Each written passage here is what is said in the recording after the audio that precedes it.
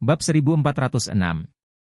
Saat Charlie merawat Sarah, Nanako memperhatikan mentornya Kazuki Yamamoto tertidur dengan matanya sendiri, dan kemudian berkata kepada Tanaka Koichi dengan letih, "Tanaka, kamu tetap di sini untuk menjaga guru untukku. Saya harus memastikan untuk istirahat. Jika tidak, sangat mungkin saya tidak akan bisa masuk ke semifinal berikutnya, apalagi mengalahkan Aosue." Untuk Nanako, meskipun Emer Yamamoto Kazuki mencoba membujuknya untuk menyembah Charlie sebagai guru, dia tidak siap melakukannya. Dia merasa bahwa bagaimanapun juga, gurunya terluka oleh telapak tangan Charlie. Tidak peduli siapa yang benar atau salah dalam hal ini, dia tidak bisa melepaskan gurunya saat ini dan menyembah Charlie sebagai guru. Selain itu, jauh di lubuk hatinya, dia juga merasa bahwa Charlie tidak akan menerimanya sebagai murid. Charlie tidak kekurangan uang, dan tidak terlalu menyukai orang-orang dari negaranya. Apa yang bisa dia lakukan untuk membuatnya terkesan? Jadi, dia telah mengambil keputusan, mencoba yang terbaik untuk menyelesaikan permainan, dan kemudian kembali ke Jepang dengan gurunya. Karena itu, dia tidak bisa terus menjaga Yamamoto Kazuki di sini. Dia harus kembali ke hotel untuk memastikan bahwa dia memiliki istirahat yang cukup, dan dia harus memanfaatkan waktu terakhir dan berlatih keras. Ketika Jiro mendengar bahwa Nanako akan kembali ke hotel, dia buru-buru berkata dengan nada menyanjung, "Oh, Nanako, kamu hanya ingin kembali ke hotel, ayo pergi bersama."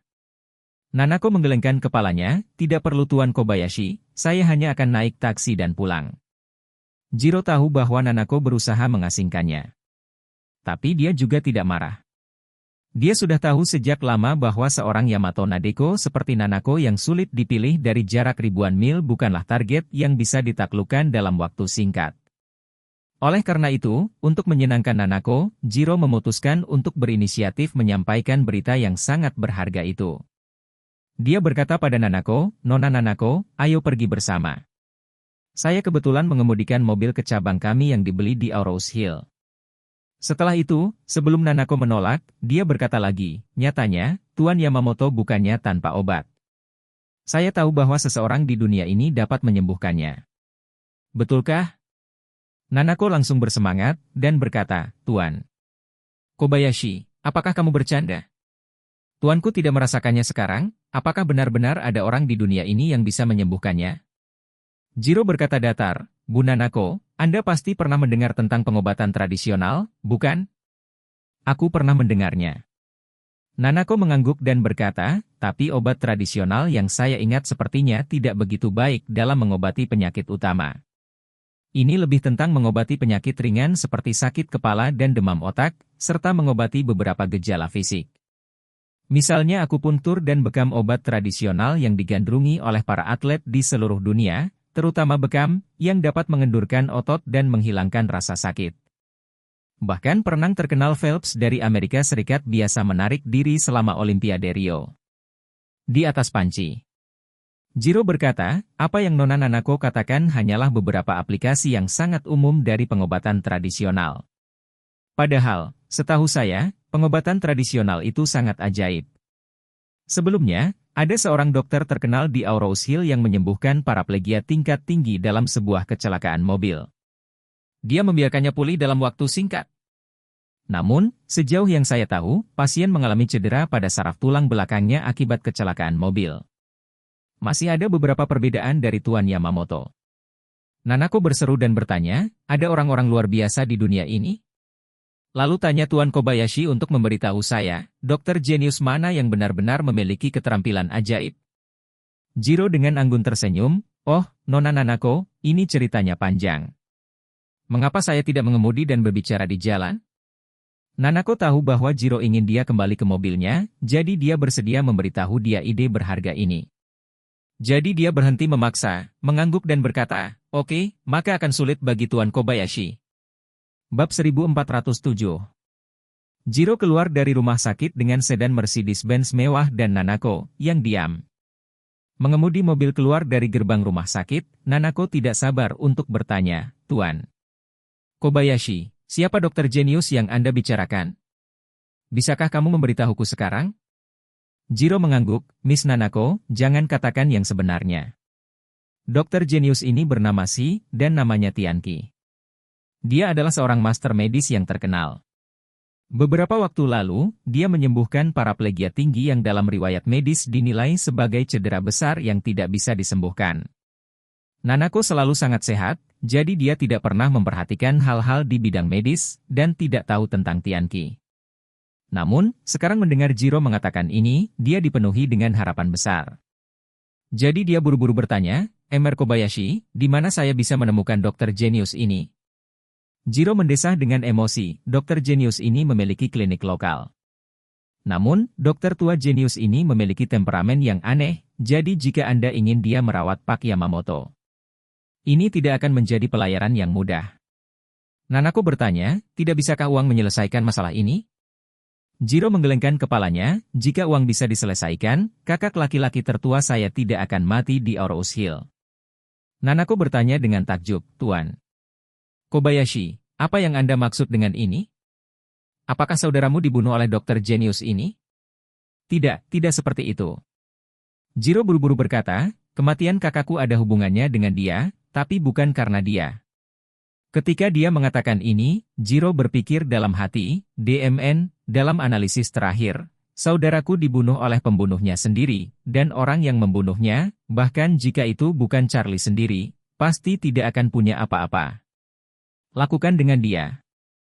Namun, setelah mengatakan itu, alasan mengapa ada begitu banyak hal di awal adalah karena saudaranya mendambakan obat ajaib Tianqi, tapi dia tidak menduganya.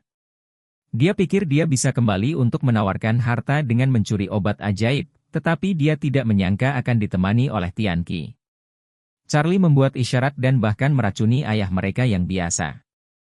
Memikirkan kejadian ini, itu bercampur, marah, bersyukur, dan bahkan sedikit bahagia. Nanako tidak tahu kalau pikirannya tiba-tiba melenceng dan berpikir banyak. Dia bertanya kepada Jiro, apakah Anda tahu di mana klinik dokter jenius itu? Aku tahu. Jiro mengangguk dan berkata, apakah kamu ingin aku mengantarmu ke sana sekarang? Iya. Nanako berkata dengan bersemangat, saya akan memintanya untuk mengambil tindakan dan menyembuhkan mentor saya dengan harga berapapun. Saya bisa membelanjakan berapapun. Kehidupan sehari-hari Tianqi sangat pasti.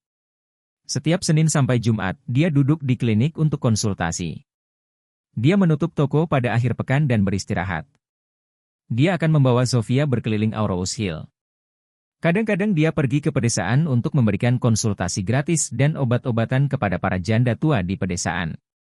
Hari ini, ketika dia berada di klinik, pasien terakhir baru saja dikirim, dan ketika dia akan membiarkan orang-orangnya membersihkan dan menutup pintu, Jiro membawa Nanako ke pintu.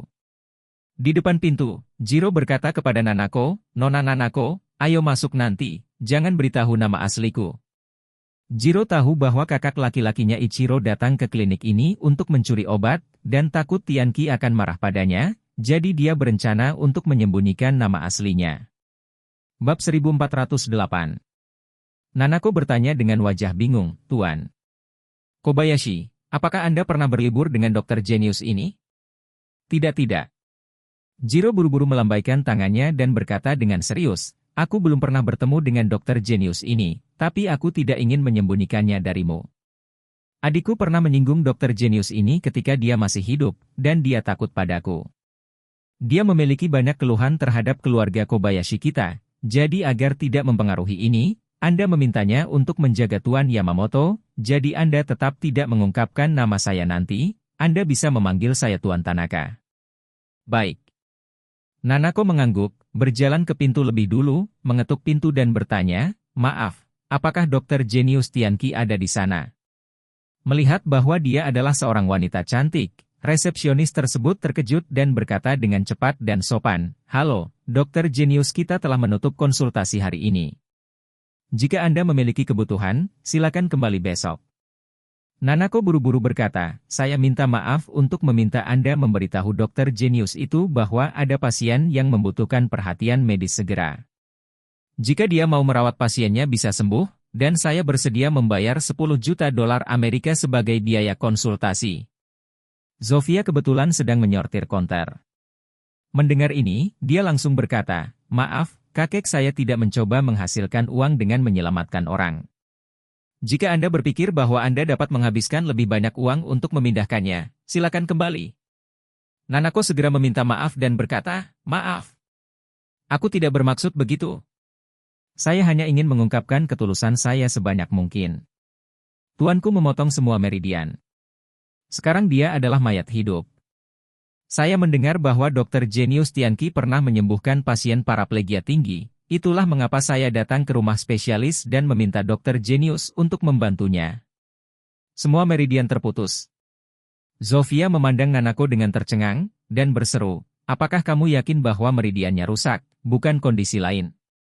Zofia terkejut karena kebanyakan orang biasa tidak mengetahui konsep meridian. Dia mengenal konsep meridian, yang pada dasarnya berasal dari novel seni bela diri dan karya film dan televisi. Biarkan mereka mengatakan 1, 2, atau 3. Kebanyakan dari mereka bahkan tidak memahami pengenalan meridian. Apalagi, sangat sedikit seniman bela diri di Auroshield yang menguasai meridian. Wanita ini berkata dengan yakin bahwa tuannya telah mematahkan semua meridian ketika dia membuka mulutnya. Mungkinkah dia adalah seorang seniman bela diri? Iya. Nanako buru-buru berkata, orang yang menyakiti tuanku secara pribadi mengatakan bahwa dia telah merusak meridiannya. Zofia bertanya, bagaimana dia memotong meridian tuanmu? Mungkinkah dia memberikan pukulan kuat ke setiap garis meridian tuanmu? Nanako berkata, orang itu hanya menampar tuanku, dan meridian tuanku semuanya rusak. Zofia berkata dengan tidak percaya, seberapa kuat orang ini? Dia bisa memotong meridian tuanmu dengan satu telapak tangan. Saya belum pernah mendengar tentang kekuatan luar biasa ini. Bahkan seorang ahli seni bela diri, saya ingin memotongnya. Garis meridian dari seluruh tubuh seseorang harus dihancurkan dan dihancurkan satu demi satu, tidak mungkin hanya menggunakan satu pukulan. Nanako berkata dengan sungguh-sungguh, hanya butuh satu telapak tangan, saya telah melihat semuanya dengan mata kepala sendiri. Pada saat ini, Tianqi melangkah keluar dari ruang belakang, dan berkata dengan suara yang kuat, Tuan tua belum pernah mendengar orang dengan metode seperti itu, gadis kecil, siapa yang diprovokasi oleh tuanmu? Nanako berkata, tidak tahu siapa sebenarnya itu, hanya namanya Charlie Wade. Ekspresi Tianqi membeku, nama terakhir adalah Wade. Apakah orang ini sangat muda, tampan, dan luar biasa? Dalam gerak-geriknya, dia terlihat seperti naga sungguhan. Ini, Nanako berpikir sejenak, dan berkata dengan canggung, aku tidak merasakan apapun, tapi dia tampan, relatif muda, dan terlihat seperti berumur 25 atau 6 tahun. Wajah Tianqi tiba-tiba menjadi sangat dingin, dan dia mendengus dan berkata, betapa bercanda. Tuanmu memprovokasi Tuan Naga saya, dan Tuan saya telah menghapus meridiannya. Beraninya kau datang kepada kami untuk merawat tuanmu? Bab 1409. Nanako tidak menyangka bahwa Charlie akan berubah menjadi master di mata Dr. Genius ini, atau bahkan, naga sejati di bumi, di matanya. Jepang juga punya banyak legenda tentang naga. Bagaimanapun juga, peradaban Jepang diturunkan dari Tiongkok, sehingga kedua peradaban tersebut dipisahkan oleh sebuah strip tipis. Dalam budaya Jepang, naga juga merupakan makhluk tertinggi, dan statusnya hampir sama dengan dewa. Namun, dia tidak bisa memikirkan mengapa tuan tua di Auroshield ini menyebut seorang pemuda sebagai naga sejati di bumi. Secara alami, dia tidak dapat mengetahui bahwa pengaruh Charlie pada Tianqi telah menumbangkan kognisi Tianqi selama beberapa dekade. Dengan keterampilan medis Charlie dan keterampilan pemurnian obat yang luar biasa, di mata Tianqi, mereka adalah satu-satunya yang terlihat dalam hidupnya dan satu-satunya di dunia. Oleh karena itu, dia selalu menghormati dan sangat menghormati Charlie. Belum lagi, dia sendiri mendapat banyak keuntungan dari Charlie. Obat penyembuh dan pil permajaan membuka babak baru dalam hidupnya. Jenis kebaikan yang besar ini, dia tidak akan pernah lupa, dan tidak akan pernah terbayar. Kali ini, Nanako melihat sikap Tianqi menjadi sangat marah. Dia buru-buru memohon dengan rendah hati, ini hanya dorongan sesaat bagi mentor untuk menyinggung Tuan Charlie. Dia bersalah tentu saja, tapi kejahatannya tidak berakhir di sini. Tolong tunjukkan kasih sayang dan bantuan Anda. Tianqi melambaikan tangannya dan berkata dengan ekspresi yang sangat tegas, gadis kecil, nyawa tuan tua bisa dikatakan diselamatkan oleh guru. Tuan tua tinggal di Auroshield untuk membuka klinik medis untuk mengobati penyakit dan menyelamatkan orang lain. Ini juga sepenuhnya untuk membalas kebaikan guru. Oleh karena itu, setiap pelanggaran yang dilakukan oleh siapapun kepada tuan saya adalah musuh di mata saya. Saya tahu bagaimana berbicara dan melakukan sesuatu dengan baik. Saya tidak ingin menambahkan kata-kata buruk kepada Anda, apalagi mengusir Anda, jadi saya harap Anda pergi dengan sadar. Nanako tersedak oleh isak tangis, ia adalah dokter jenius yang baik hati, kamu tidak bisa mati tanpa menyelamatkan. Tianqi melengkungkan tangannya ke arahnya, dokter itu baik, tetapi kebaikannya seberat gunung, dan Tuan Tua memiliki hati nurani yang bersih. Anda tidak perlu menghabiskan kata-kata lagi, silakan kembali. Setelah itu, dia menoleh ke arah Zofia dan berkata, Zofia, singgah para tamu. Nanako masih ingin terus mengemis dan memperjuangkannya, tetapi Tianqi sudah meletakkan tangannya di belakangnya dan melangkah menuju kamar di rumah sakit. Sebelum Nanako dapat berbicara, Zofia, yang berada di samping, membuat isyarat untuk mengundang dan berkata, Nyonya, tolong kembali. Nanako menghela nafas dengan cemberut, dan berkata dengan hormat, kalau begitu tolong maafkan saya karena mengganggu. Setelah selesai berbicara, dia berbalik dan pergi dengan putus asa. Jiro mengikuti dari awal sampai akhir, tetapi dia tidak berani mengatakan sepatah kata pun selama ini. Di matanya, menjemput gadis itu penting, tapi keamanan pribadi jauh lebih penting. Kakaknya ditanam di klinik ini, dan dia bilang dia tidak berani membuat masalah di sini. Ditemani Nanako yang keluar dari klinik, Jiro membujuk dengan lembut dari samping, Nona Nanako, jangan terlalu peduli. Temperamen master tersembunyi semacam ini agak aneh. Kita bisa kembali ke hotel untuk istirahat dulu, dan kembali mengunjungi rumah di lain hari. Selama berkunjung, bukankah ada kiasan sejarah terkenal di Tiongkok yang disebut Sangumaolu?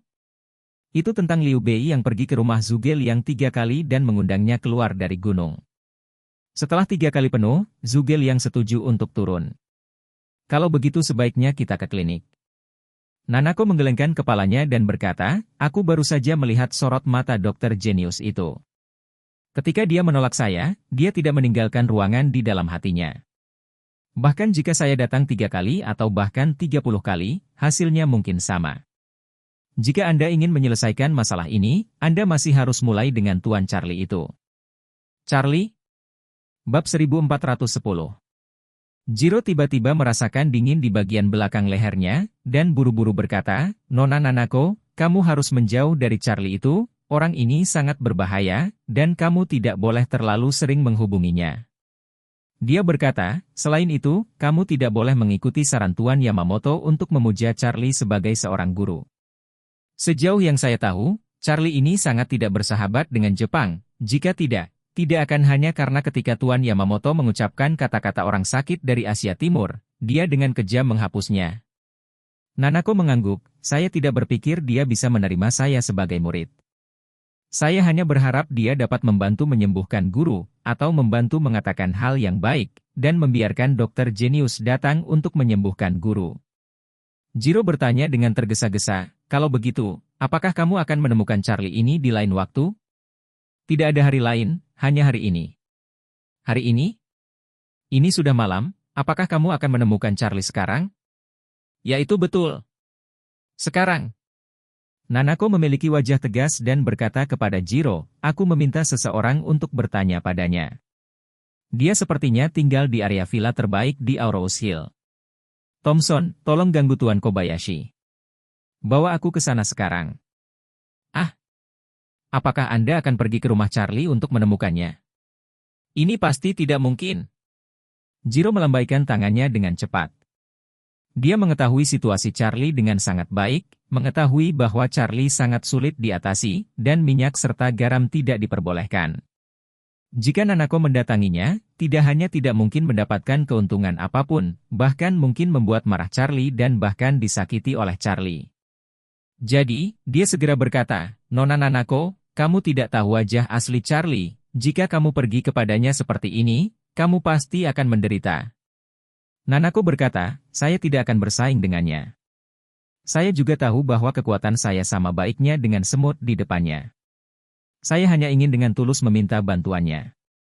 Bahkan jika harganya tinggi, saya akan menyembuhkan guru saya. Apalagi yang ingin Jiro katakan, Nanako tidak memberinya kesempatan, dan bertanya dengan serius, Mr. Kobayashi, bisakah kamu mengantarku ke Thompson? Jika Anda bisa, maka kita akan berangkat sekarang, jika tidak, maka saya akan naik taksi. Jiro menghela nafas tanpa daya dan berkata, "Baiklah, karena kamu bersikeras, maka aku akan membawamu ke sana." Charlie menerima telepon dari Tianqi dalam perjalanan pulang. Tianqi memberitahunya bahwa seorang wanita telah datang kepadanya dan memohon bantuannya untuk merawat pria terluka yang meridiannya telah putus, dan bertanya apakah Charlie yang melakukannya. Charlie mengakui dengan murah hati dan berkata, "Jika tebakanku benar, orang yang datang untuk meminta bantuanmu adalah Nanako, seorang gadis Jepang, yang aku gulingkan, bernama Yamamoto Kazuki, adalah tuannya." Yamamoto itu berani untuk menghadapiku dan sebutkan kata orang sakit dari Asia Timur. Saya secara alami tidak akan memaafkannya. Ternyata itu orang Jepang. Tianqi berkata dengan marah, "Terakhir kali seseorang ingin mengambil obat ajaib dari saya, itu juga orang Jepang. Benar-benar orang barbar tidak beradab yang telah berulang kali menemukan kesalahan dan menimbulkan masalah." Tianqi buru-buru berkata, "Guru, jangan khawatir. Saya tidak akan pernah membiarkan wanita itu memasuki klinik saya bahkan untuk setengah langkah." Charlie tersenyum sedikit dan berkata, "Meskipun tuannya sombong dan kasar, gadis ini masih sangat sopan. Jika dia meminta bantuan Anda lagi, jika Anda menolak, tidak perlu mempermalukannya. Anda harus selalu bersikap masuk akal. 1 yard adalah 1 yard, dan itu tidak akan membunuh segalanya dengan 1 tembakan."